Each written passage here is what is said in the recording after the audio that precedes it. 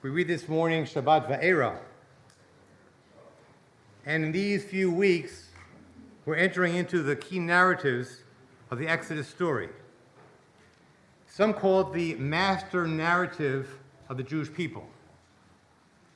Master narrative because it tells the story of a people that moves from slavery and oppression to freedom and liberation. The rabbis tell us that Pharaoh is not the only thing standing between the children of Israel and its slavery and liberation. Moses learns early on that perhaps a bigger obstacle is to convince his own people that you can never resign yourself to your own oppression. Even after leaving Egypt, the children of Israel continued to romanticize their time in Egypt, in slavery, as if it was a party. It reminds us that freedom can be a lot more frightening than slavery.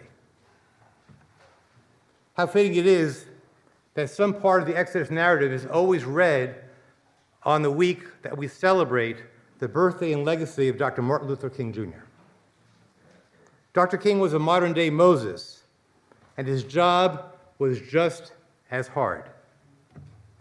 Not only did he have to make a nation realize that it could not be a true democracy as long as hatred and discrimination existed in the hearts of thousands of American citizens, but it was also encoded in the laws of this nation. He also had to convince Black Americans that only nonviolent civil disobedience could bring about their liberation. No easy task. We are living in a time that provides far too many reminders that the path to redemption is slow and hard. Sometimes we take 2 steps forward. Recently, we've been taking more than that many steps backwards. Last Shabbat, an arsonist set fire to Beth Israel, Mississippi's oldest and largest synagogue. 2 Torahs were destroyed and 5 more were damaged. The library now exists as a charred ruin. It was not the first time that Beth Israel of Jackson, Mississippi was firebombed. The Ku Klux Klan set fire to the same synagogue in 1967. And a few weeks later, they firebombed the home of the Rabbi, Rabbi Perry Nussbaum. Why? Because Rabbi Nussbaum was a leader in the fight for desegregation in Jackson and for civil liberties and civil rights in general. Rabbi Nussbaum also helped raise money for the dozens of Black churches that were vandalized and firebombed themselves by the KKK and other white racists throughout the civil rights era.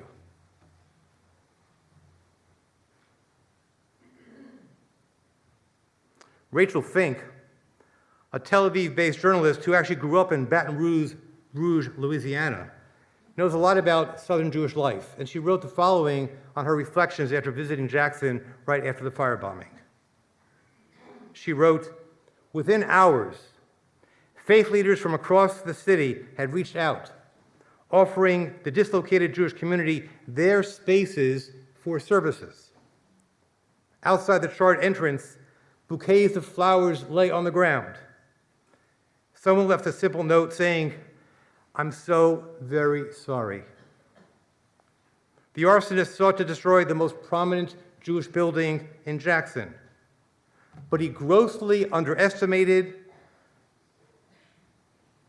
so much: our long legacy of resilience, the unbreakable commitment that Jews have to our faith and to our values, and most importantly, the Jewish and the Southern tradition of caring for one's neighbors, of standing arm in arm to overcome injustice and hatred."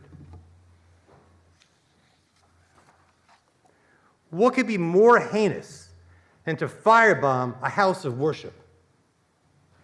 One of the greatest tragedies of the civil rights struggle led by Dr. King was the bombing of the 16th Street Baptist Church in Birmingham, Alabama, by the KKK in 1963. here's something to think about. The book of Exodus begins with the words Elah Shmot. These are the names. And I believe that those words are there to remind us that in the ensuing story that we're going to read in Shemot, there will be thousands of people who will die in servitude, and many more who will die in the cause of freedom. It's an ancient version of the contemporary protest saying, say their names. 4 young girls were killed in the 16th Street Baptist Church bombing. We need to say their names. Addie Mae Collins, age 14. Cynthia Wesley, age 14. Carol Robertson, age 14. And Carol Denise McNair, age 11. Say their names. These, of course, are not the only black fatalities in the fight for civil liberties. Just take a trip to the Legacy Museum set up by Brian Stevenson in Montgomery, Alabama, and you will learn that there is not a county in this country that did not see the lynching of one or more black people simply for the color of their skin. On this Shabbat, we need to proclaim loudly that all hatred and all intolerance against Jews, against blacks, against Muslims, against immigrants, against LGBTQ identified people, against any individual, is of one piece. Dr. Jonathan Judikin, a professor at Washington University in St. Louis, is a Jew who was raised in apartheid South Africa. He recently wrote a book about anti-Semitism in which he wrote, "There is no such thing as the new anti-Semitism." You get his point. That hatred has been with us for centuries. And Judikin argues that that scourge of anti-Semitism is deeply intertwined with the history of racism and of xenophobia, the fear of the other in our society. A fear that makes every other person, those who are othered, into victims of the majority culture. That is also part of the legacy that Dr. King leaves us, that understanding. The author, William Faulkner, once wrote quite wisely, "The past is never dead. It's not even past." The past is never dead. It's not even past. Indeed, all around us are signs of tyranny, echoes of Pharaoh. We ignore it at our own peril. The Trump administration is currently rewriting American history to white out any mention of American racism. It's already been done throughout the National Park Service as they've reworded this signage in every park in the country. And now they're about to do it at the Smithsonian Museum.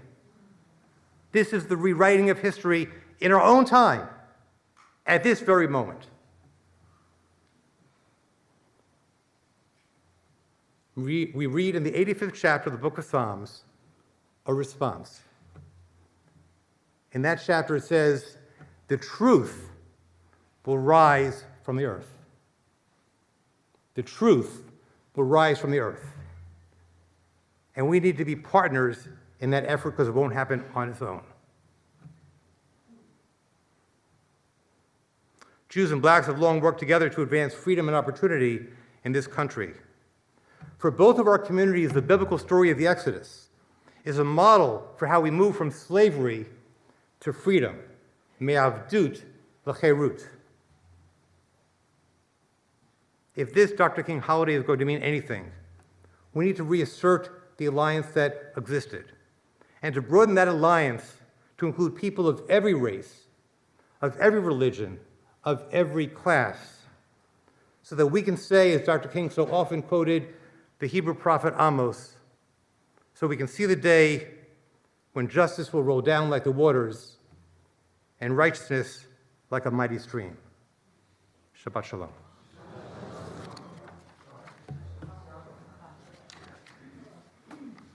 We'll call